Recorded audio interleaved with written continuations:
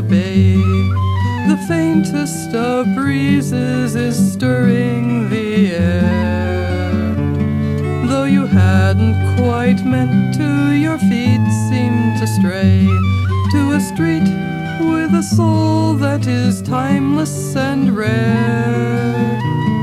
For it isn't all here, and it isn't quite there. And you know that you've come to the Telegraph Fair.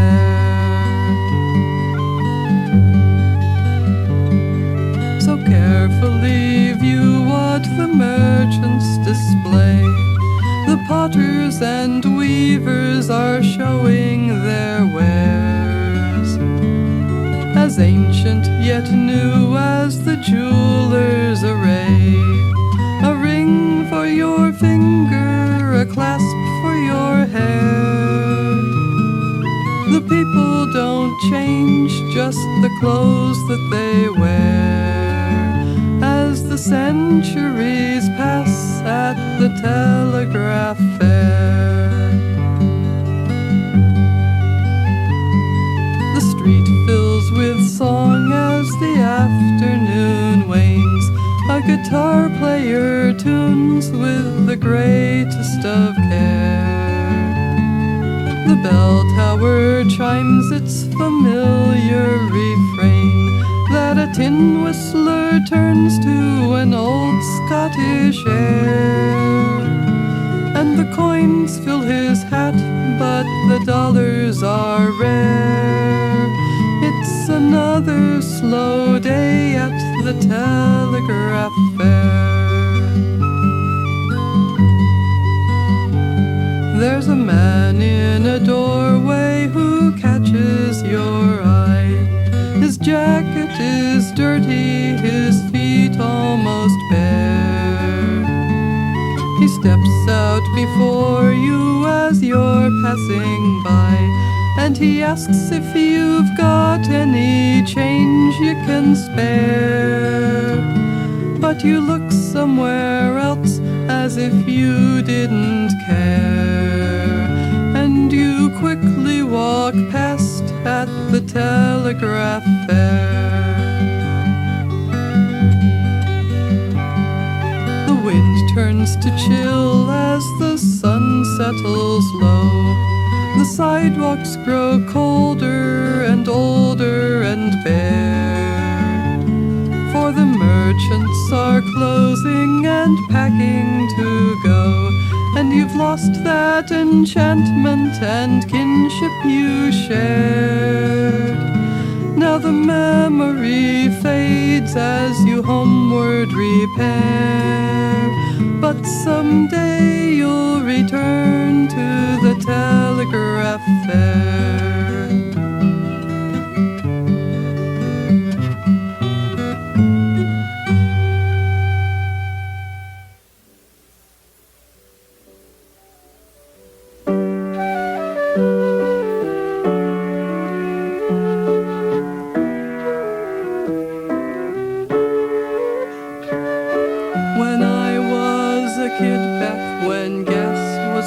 Cheaper, and summers were deeper and wider and slow.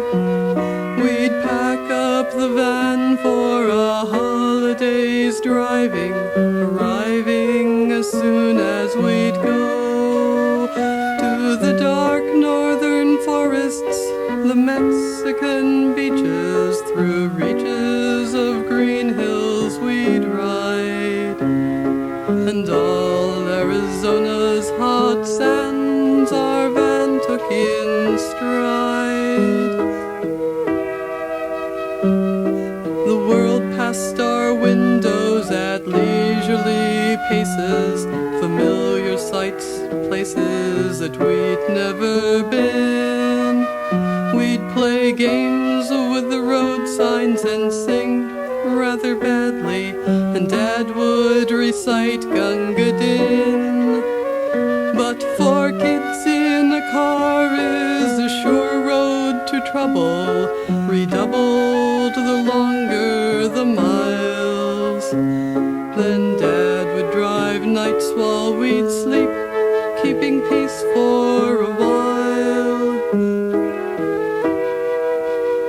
We could sleep through whole states, we could sleep through disasters, in dream journeys vaster than those of the light. For there's no lullaby like the sound of a motor, the slow turning miles in the night.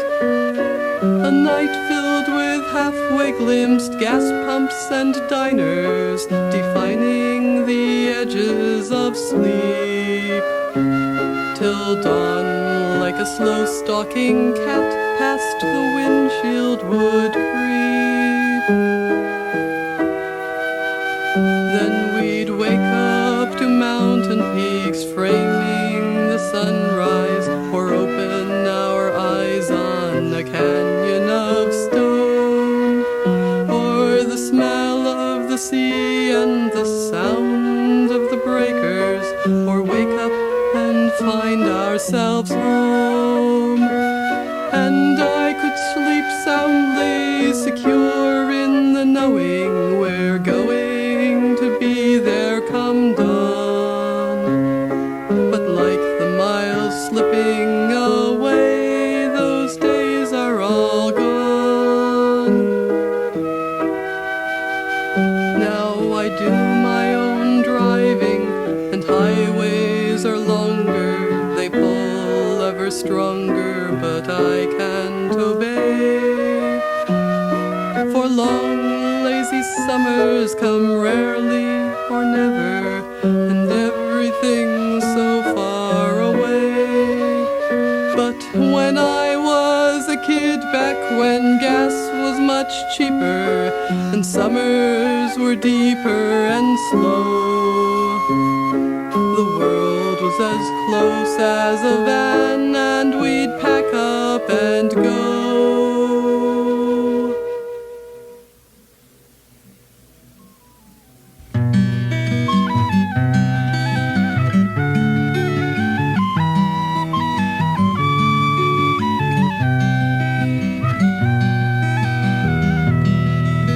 One January morning sent from earth to touch the sky, now fire and sea have taken them before our watching eyes.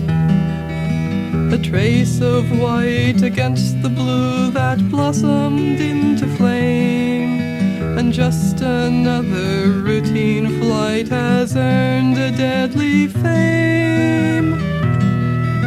But nothing's done without the risk of failure. Nothing's won without the chance of loss. Nothing's bought until it has been paid for. No regrets when it is worth the cost.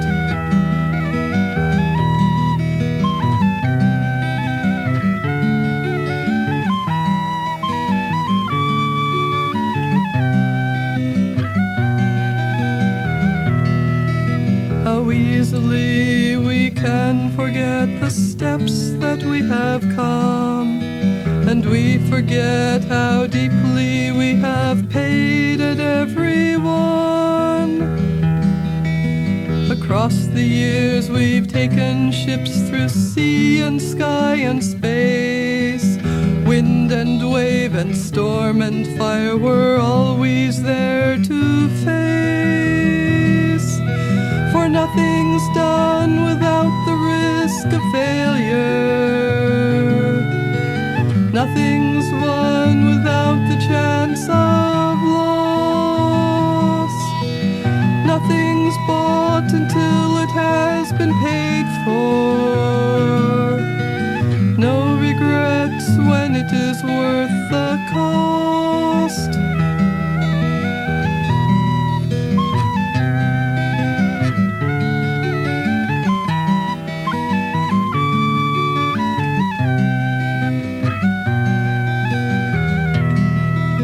So this is for the 7 who fell out of the sky, and for a shattered eagle that used to soar so high. For all who dare the challenge, knowing it's not if but when, and for our dream of space flight that will always rise again. And nothing's done without the risk of failure. Nothing's won without the chance of loss. Nothing's bought until it has been paid for. No regrets when it is worth the cost. Nothing's done without the risk of failure. Nothing's won without the chance of loss. Nothing's bought until it has been paid for. No regrets when it is worth the cost.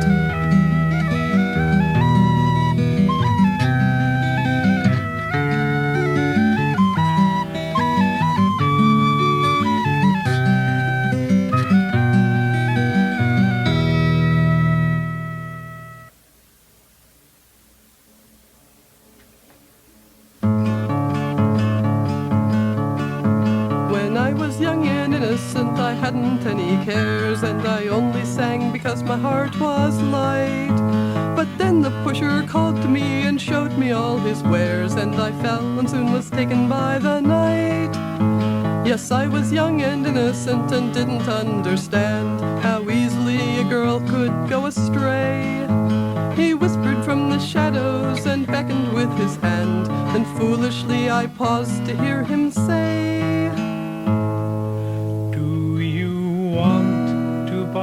a songbook, little bard. I think you'll find the tunes aren't very hard. In fact, they're rather nice, so just take my advice. You want to buy a songbook, little bard. So I told myself, now what harm could a songbook ever be? And I bought a small collection for my own. For surely of the tunes I'd sing no more than 2 or 3, and then I'd stop and leave the rest alone. But I sang them all, then needed more. Now what was I to do? I went searching for the pusher full of fear. I found him late that evening in a noisy, crowded room. He strummed a chord and whispered in my ear, do you want to buy a songbook, little bard? I think you'll find the tunes aren't very hard. In fact, they're rather nice, so just take my advice. You want to buy a songbook, little bard. Now the only thing I care for are those printed music books, and to sing with fellow addicts late at night. And all my friends and family now give me funny looks, and I'm rarely seen beneath the morning light. Yet sometimes I have ventured from those dens of filth and sin back into the world I once had known. For I must support my habit and my wallet's getting thin, and I've turned to selling songbooks of my own.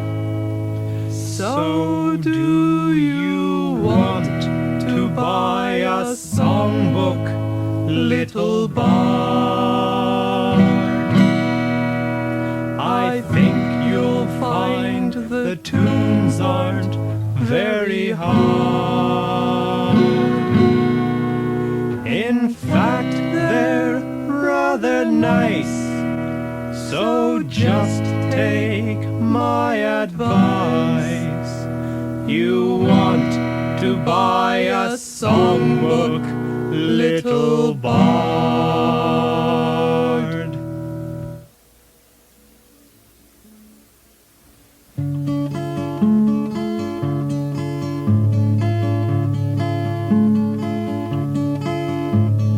Everyone knows someone we'd be better off without, but best not mention names, for we don't know who's about. But why commit a murder and risk the fires of hell when black widows in the Privy can do it just as well?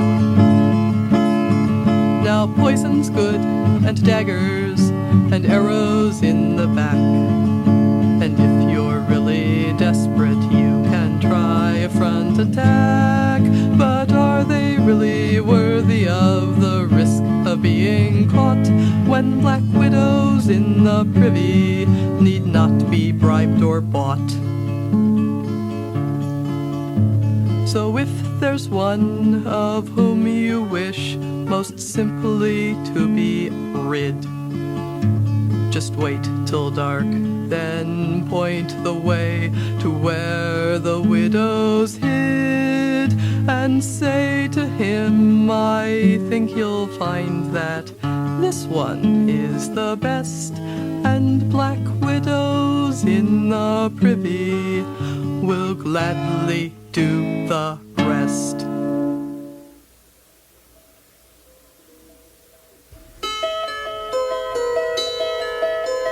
It's been just the two of us for more time than I care to count or mark.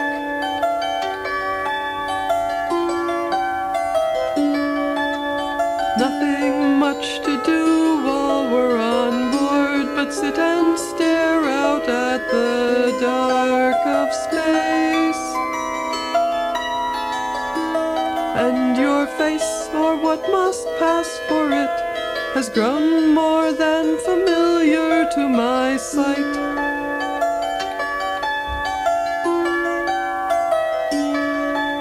I doubt that I could last this long alone, but you help fill the endless night.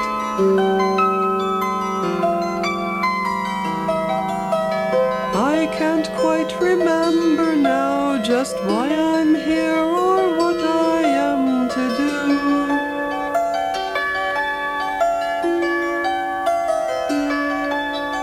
When this journey ends, then will I find companions cut to a more human shape, and the tapes that might have told me have been lost, erased, or stolen long ago.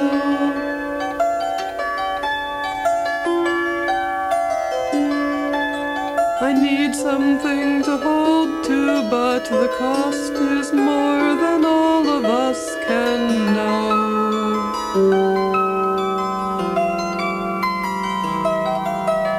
Funny how the days will pass when I forget the strangeness of your touch.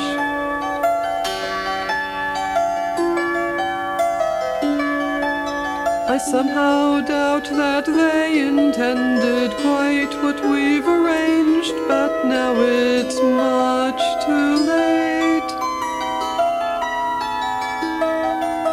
The waiting and the loneliness could surely start to send a person mad.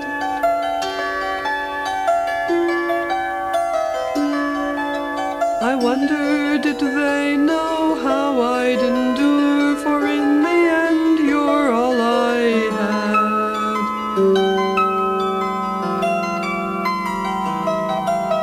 And it's been just the two of us for more time than I care to count or mark.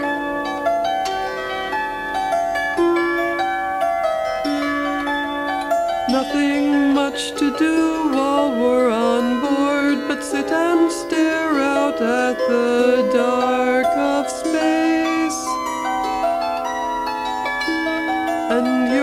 this or what must pass for it has grown more than familiar to my sight.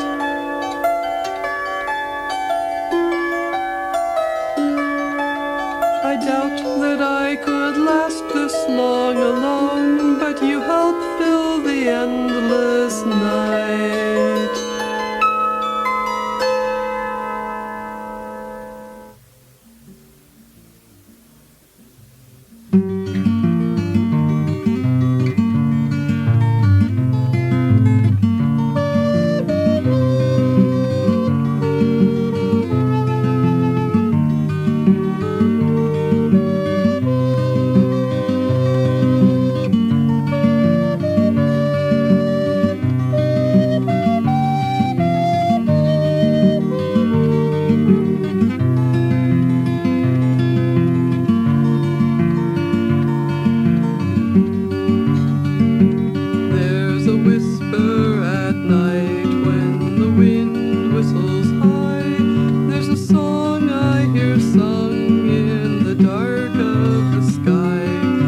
Floating faint in the air from a faraway shore.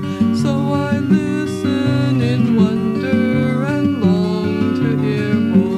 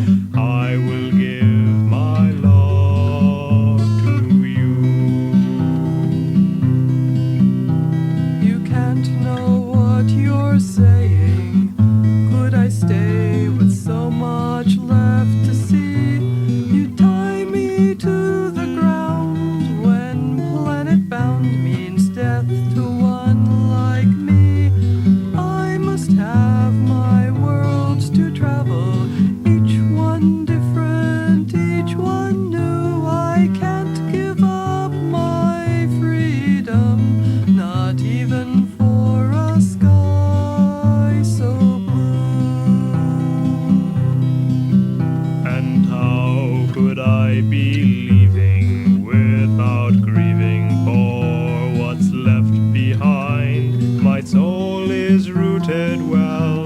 How can I tell what new roots I could find?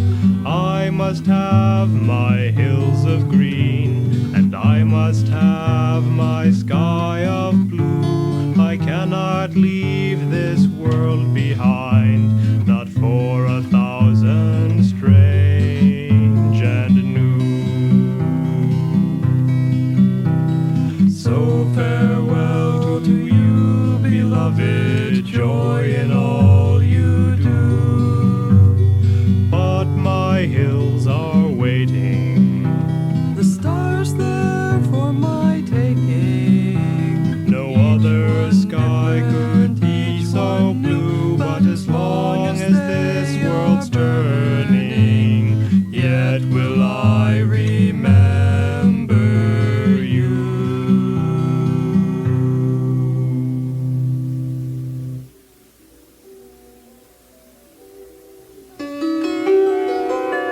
Evening has fallen, the people draw near. They sit and they talk and applaud what they hear.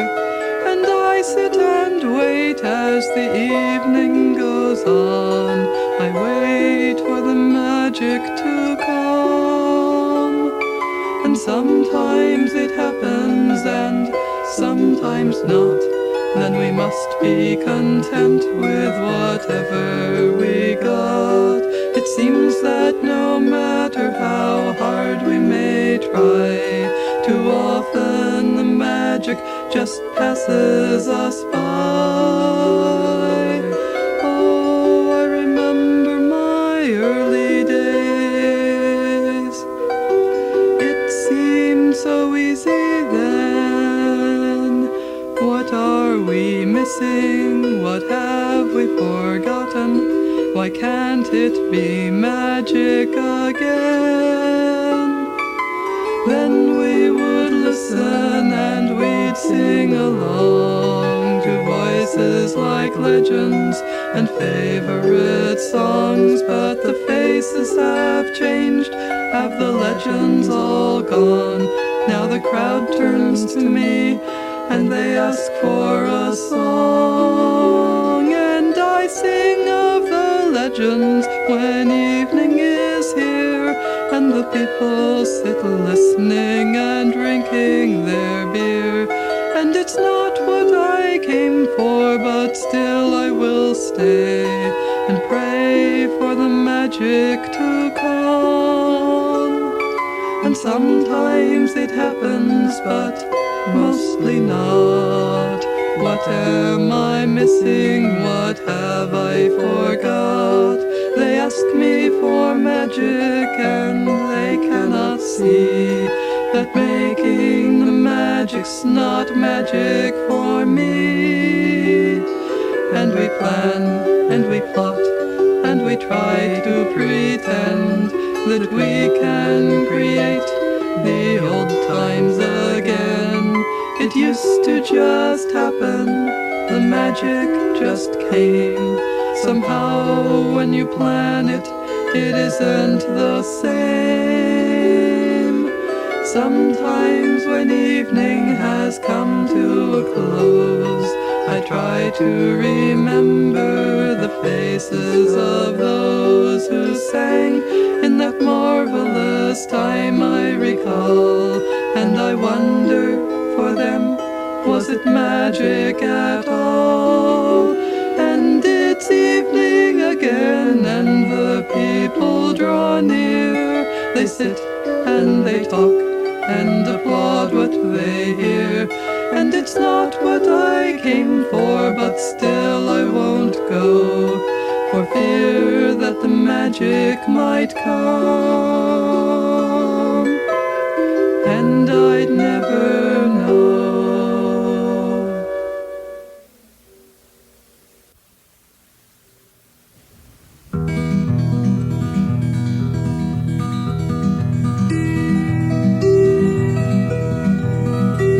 The hill is dark since you have gone, and cold the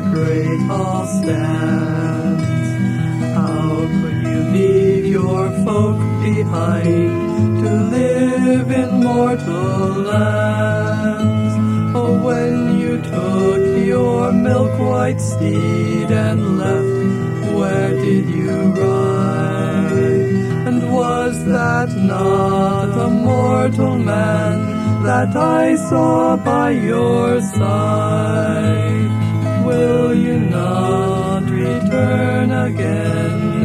We await you still. Will you not return again to live beneath the hill? When you drink of mortal wine and eat of mortal bread, do you hunger for the feasts upon which you once fed? And when the moon is shining full, do they dance in the ring? Have they songs that can compare with those the fair folks sing? Will you not return again? We await you still. Will you not return again to live beneath the hill? Since you left your golden harp alone and mute has stood, I wonder that you left it here to play a harp of wood. You could sing our hearts to joy and sing our hearts to tears. How fare you now that you sing to unheeding mortal ears? Will you not return again? We await you still. Will you not return again to live beneath the hill? How could you leave the fairest halls this world ever saw, to live your life within a house of mud and brick and straw? How could you leave the hollow hills to live beneath the sky? How does it feel to walk the earth and know that you can die? Will you not return again? We await you still. Will you not return again to live beneath the hill?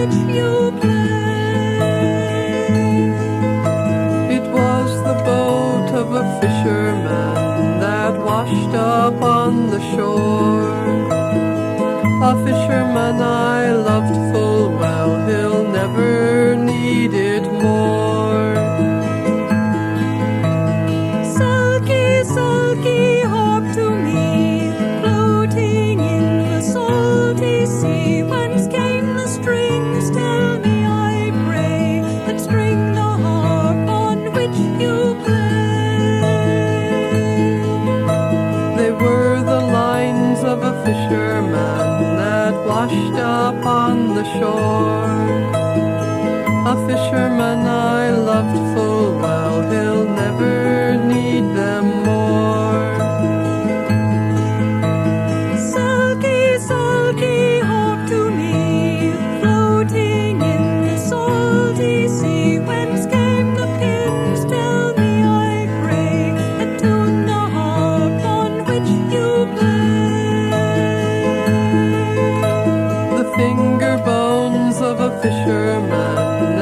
washed up on the shore.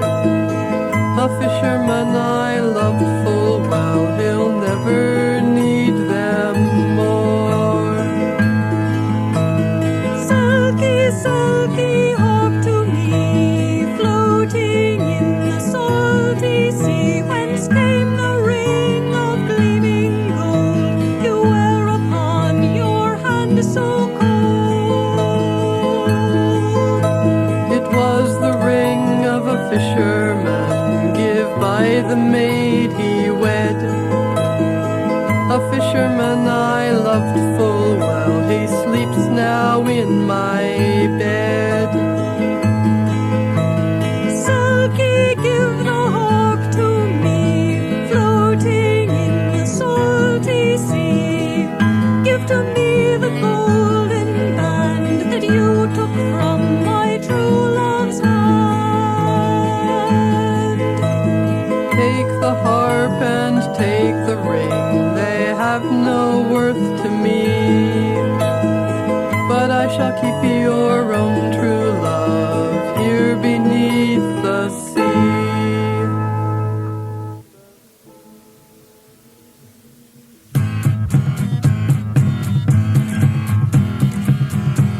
What news of king and crown? What news, you ask of me? The king has sent us hunting from the mountains to the sea. The king has sent us hunting those accused of heresy. A man may think whate'er he likes, but he should guard his words, lest those in power hear them and like not what they heard. For if he speaks against the high, then treason it is named. And if he speaks what they call lies, then they will name it heresy, the penalty's the same. What news, you ask of me? What news from the king's hall? That smoke is not from kitchen fires that wreathes the castle wall, the smoke that reeks of death and threatens soon to cover all.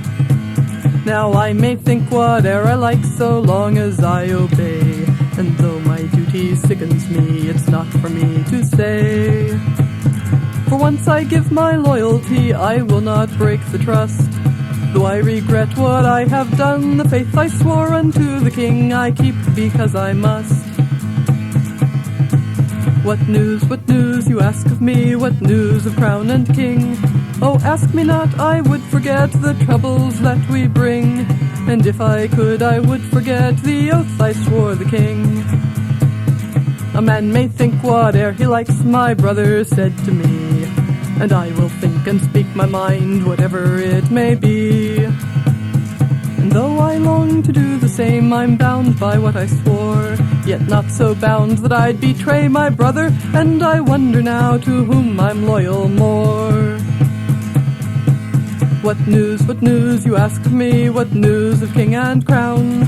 The king has sent his messengers to every keep and town. The king has called for all his men to hunt my brother down.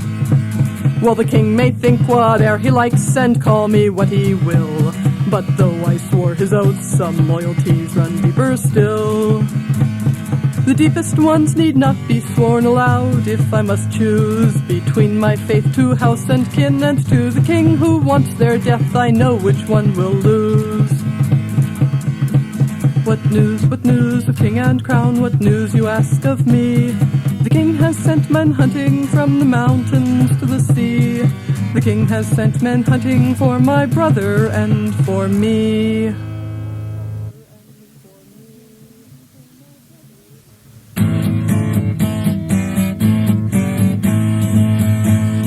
The huntsman's wife, she bore a babe, and strange it was to see. The huntsman turned away and said, my wife, it seems to me, the fairy folk that haunt the wild have left us with a changeling child. She said, recall when first we met beneath the greenwood tree. You promised that I'd have your trust, now once you've doubted me. I swear by water, wood and stone, the babe you see here is my own.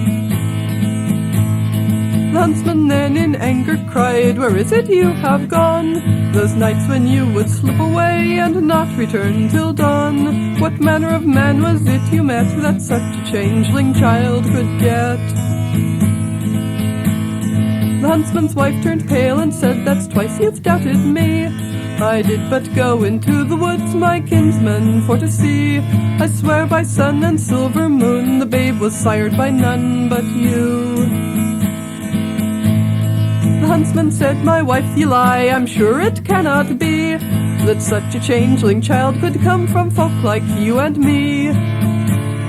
The huntsman's wife, would he or no, took up the babe and turned to go. "3 times you've doubted me," she said, "my days with you are done. And if the babe's a fairy child, he is his mother's son. I swear to you, in all your life you'll ne'er again see child or wife."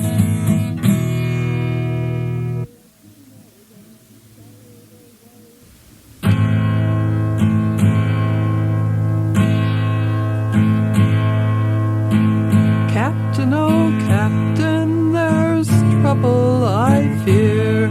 From over the hillside an army's appeared.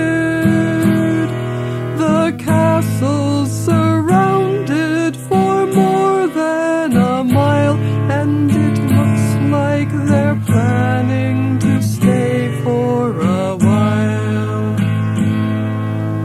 Keep the gate bolted, our banner on high, and caution the sentries to keep a sharp eye. The men of this castle are sturdy and tough. We're loyal and brave when the going is rough. Captain, oh Captain, there's trouble I fear. Our walls still stand firm, but I see no help near. Our storerooms are empty down to the bare rock, and the cook has just roasted your favorite hawk. Keep the gate bolted, our banner on high, and spice well my goshawk that ne'er more shall fly. The men of this castle are sturdy and tough. We're loyal and brave when the going is rough. Captain, oh Captain, there's trouble I fear. The siege still continues, our peril is clear. For though we have weapons in plenty, it's true, the last of the rats has been made into stew. Keep the gate bolted, our banner on high. We will not surrender, though death may be nigh. The men of this castle are sturdy and tough. We're loyal and brave when the going is rough. Captain, oh Captain, there's trouble I fear. The brewers have told me we've run out of beer. Lower the drawbridge, let them do their worst.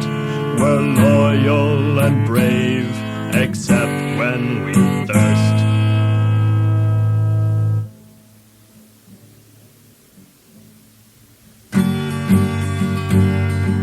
A word's a very fragile thing, and easily is broke. And better if it can't be kept, it never should be spoke. But when he asked me for my word, I could not him deny. I gave it, and I thought that I would keep it, or I'd die. And when the first cup that I raise, and with the last breath that I take, I'll pledge 3 things in memory of the debt I left unpaid. To the best of friends, the ones I had, the fairest land, the one I left, the truest lord I ever knew, the one that I betrayed. The war had raged for many months the day he sent for me, and said I need to send word to my fortress by the sea. Tell them we ride at dark of moon to lift the foam and siege. If they can hold but 1 week more, that week is all I need. He said he'd give me 7 men, I swore we'd make it through. And as I spoke, I knew that to that oath I must be true. Too late to say I could but try, I felt my heart grow cold, and cursed my eager tongue for speaking words I knew too bold.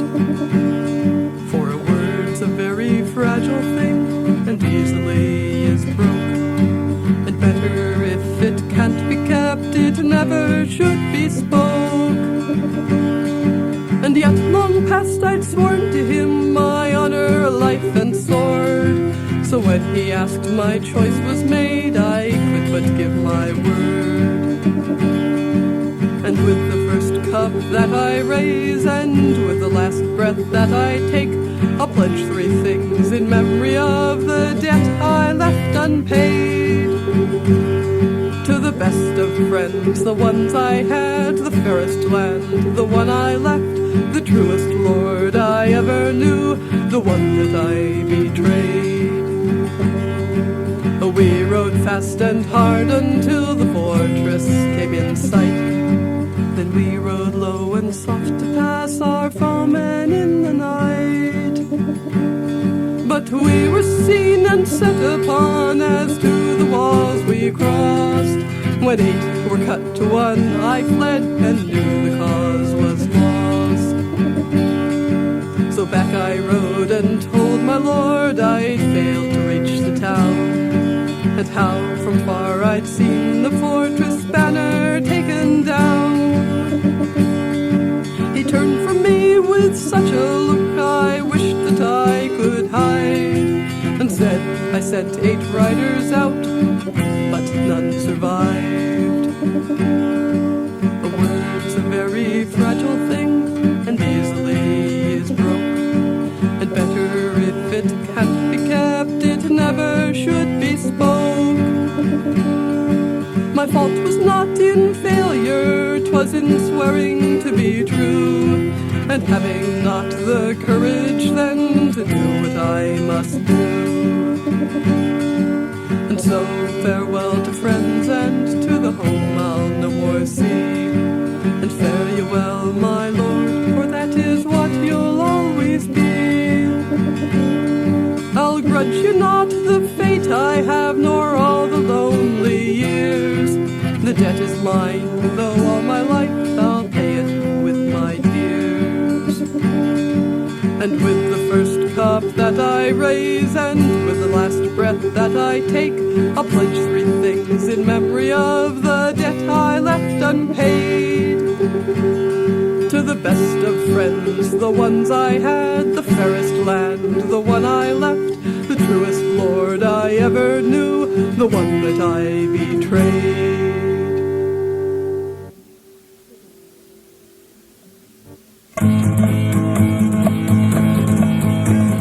Forgive my poor performance, forgive my hand's mistakes. My land is not best known for the minstrels it creates. When darklings cross the border, we have little time to sing, and my hand more often holds the sword than strums the well-tuned string. My home lies to the southward, where the shadow blocks the sun, where brave men fight a battle that never can be won. All for a land of rock and dirt and poison stinging mud, but fair or foul, that land is ours and paid for with our blood.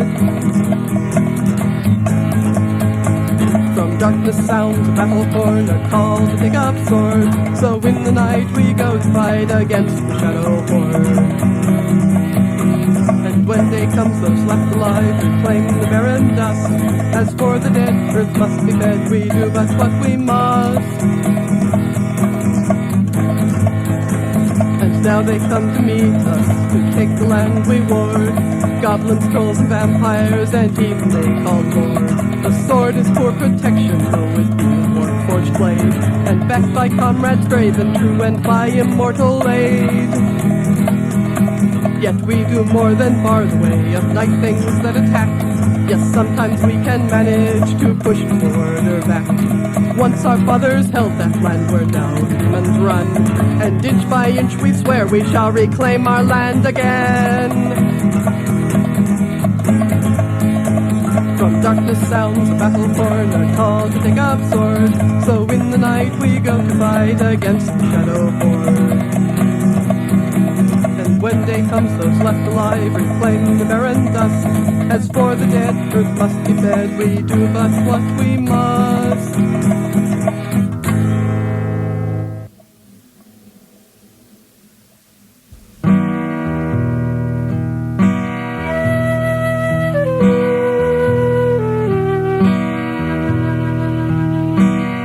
Not afraid, my sister, be not afraid, my friend.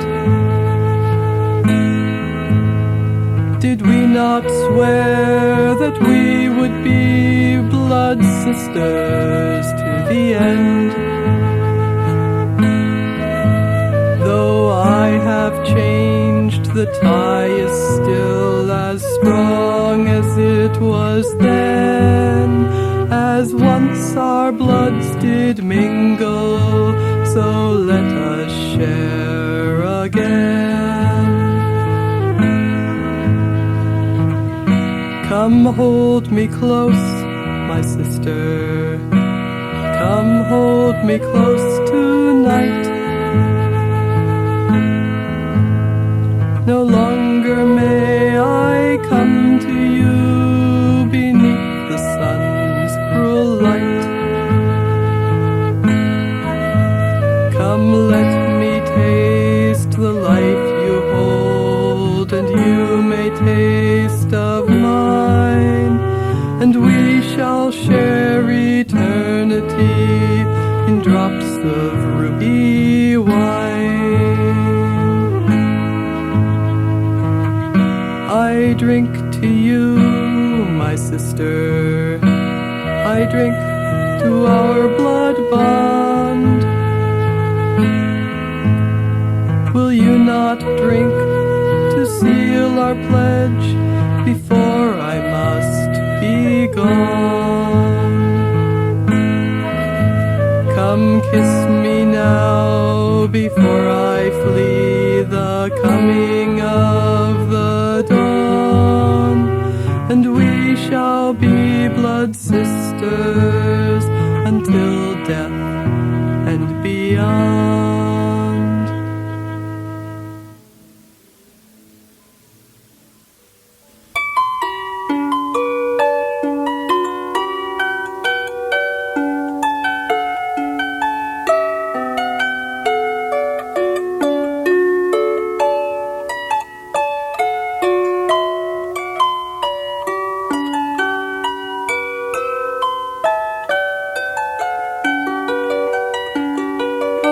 I've pondered long on the mystery of things, on why thorns have roses and why birds have wings. One question throughout all my thought does persist: why things called seneschals have to exist. An answer I got from a wizened old man, who said he was there when the whole thing began. I leave it to you if to doubt or agree, but here is the tale as he told it to me. Once, long ago, things were simple and plain. The king was the law for as long as he reigned. We had no of a bureaucracy, just a king and a queen king then was me. The kingdom, it prospered, we lived in grand style. We were well honored and loved for a while, but then the crops failed and the wells all went dry. The hens wouldn't lay and the hawks wouldn't fly. All at once nothing was working out right. It seemed like steel armor took rust overnight. A bow wouldn't bend and an axe wouldn't chop. The pigs wouldn't breed and the cats wouldn't stop. All through the land the bad luck was the same, so the people were looking for someone to blame. And the whole thing had me a bit worried, you'll see, 'cause most often I found them all looking at me. So I thought, what I need is a person or two to divert their attention. I know what I'll do. I'll set up some officers, they'll be in charge of everyday duties, the small and the large. I'll give them some titles with long fancy names, so they won't mind so much when they get all the blame. It worked, and no more were those wearing the crowns afraid for their lives if their luck turned around. Now when something goes wrong, all the people can cry. It's the Seneschal's fault, and I think that is why every king, every queen, every baron and prince have had seneschals standing close by ever since.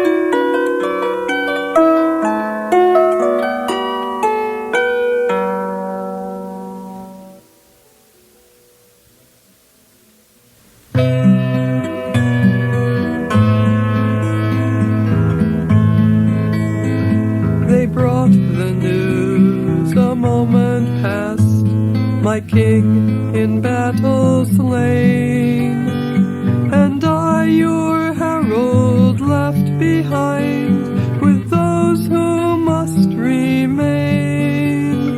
Yes, I, whoever went ahead to make your presence known, now cannot even follow to the place where you have gone. Since you were crowned, I was your voice in times both good and ill. Before this battle, I it was who told them of your will. I spoke your words to friend and foe upon this bloody plain, and now they bring me bit bitter news, my king in battle slain.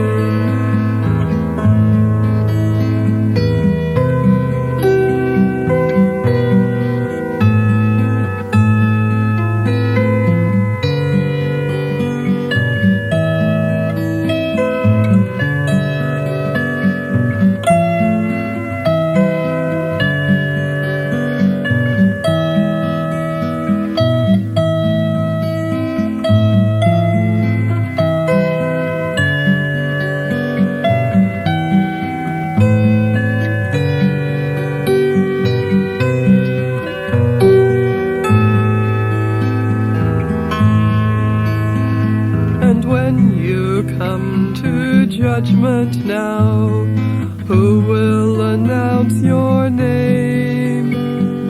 Who will proclaim your titles there, and all your deeds of fame? In court and hall and far-off lands, in rights of peace and war. This is the first time of them all I have not gone before. Perhaps this one last service is not but a waste of breath. They say the honors of this life mean nothing after death. But I on earth will raise a shout to make the heavens ring, and let God know he comes before the presence of my King.